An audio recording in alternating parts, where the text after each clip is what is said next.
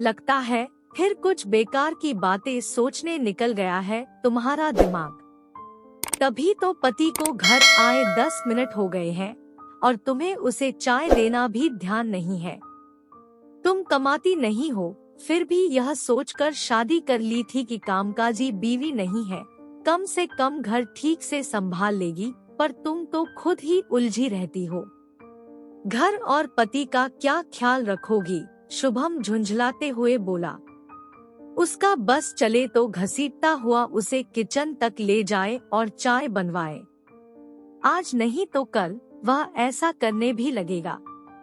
उसका उग्र स्वभाव और अपने सामने किसी की न सुनना कुछ भी करवा सकता है। 2 साल की शादी में वह जान चुकी है उसे अच्छे से।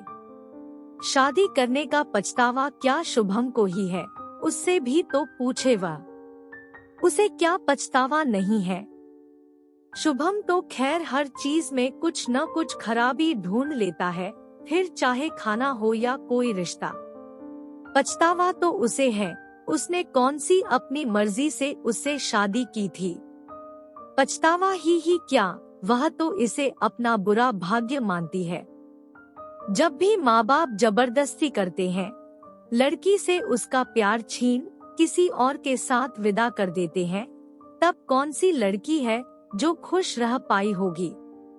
समझौता ही करती होगी जैसे वह कर रही है। लेकिन समझौते के साथ चल रही जिंदगी में न तो उष्मा होती है, न ही रिश्ते में कोई ठहराव, उथल पुथल सी हमेशा मची रहती है। जब वह अपने सवालों के घेरे में उलझ जाती है, तो जिंदगी को कभी कभी डिफाइन करने का मन करता है। जो जी ली है वह जिंदगी, जो घटा अच्छा बुरा, तमाम उतार चढ़ाव। जो लोग मिले, जो बिछड़े या जो आपके मर्म को आहत कर आपके विश्वास को तोड़ कर चले गए, हर बात का आकलन करते हुए एक बार जिंदगी को खुली किताब की तरह खुद ही दोबारा पढ़ने की इच्छा होती है।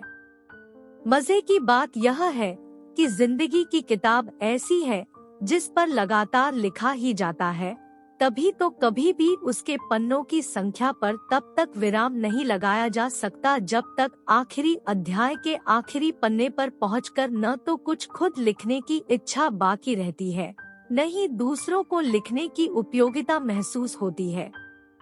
उस समय तक तय नहीं किया जा सकता कि किताब कितने फर्मों की है और कितने पन्नों की बनेगी।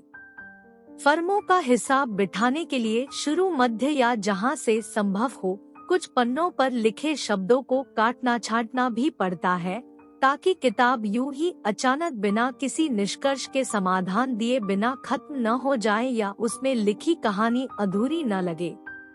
पर अधूरापन बना ही रहता है।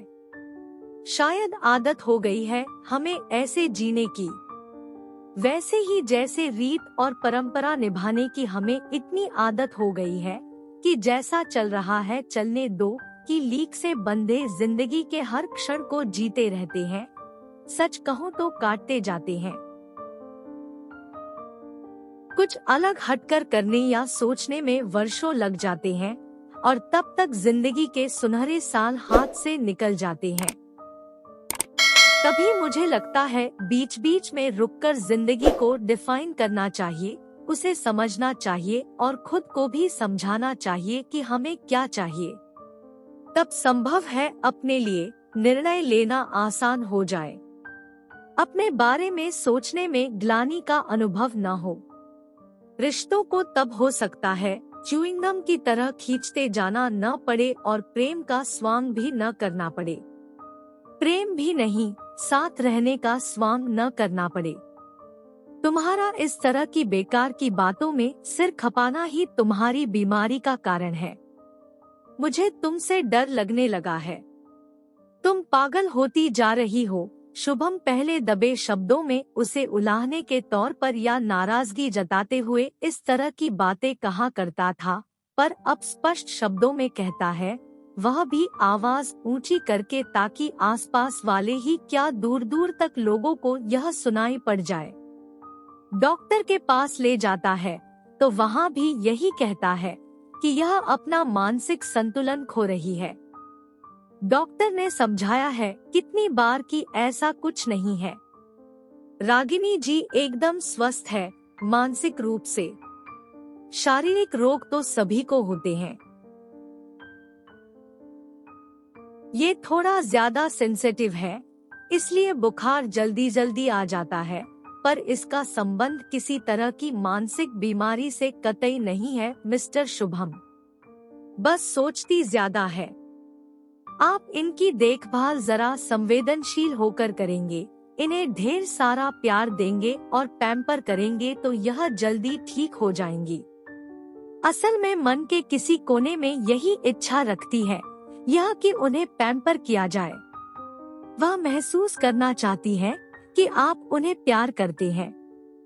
डॉक्टर के सामने चुप हो गया था शुभम, पर घर आकर खूब बिगड़ा था। अब क्या सारा दिन ढोल पीटता रहूं कि मैं अपनी बीवी को प्यार करता हूं।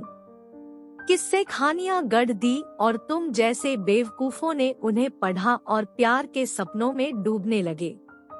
आखिर यह प्यार होता क्या है? एकदम वाहियात ख्याल है। दो लोग बस शादी करते हैं और गृहस्थी बनाते हैं, बस उतना ही सच है। तुम दुनिया को क्या जताना चाहती हो कि मैं तुम्हारा ख्याल नहीं रखता? अजब पागल स्त्री से पाला पड़ा है। कहती है जिंदगी को डिफाइन करने का मन करता है। शुभम बोलते हुए थकता नहीं है। लगातार चाहे कितनी देर आग उगल सकता है, उसके बाद जाकर आराम से सो जाता है और रागिनी जागती रहती है, रोती रहती है और अगले दिन फिर बुखार बढ़ जाता है। वह समझती है सब। शुभम उसे पागल करार कर पीछा छुड़ाना चाहता है। वह क्यों नहीं कोई कदम उठाती? फैसला लेने से क्यों कतराती है?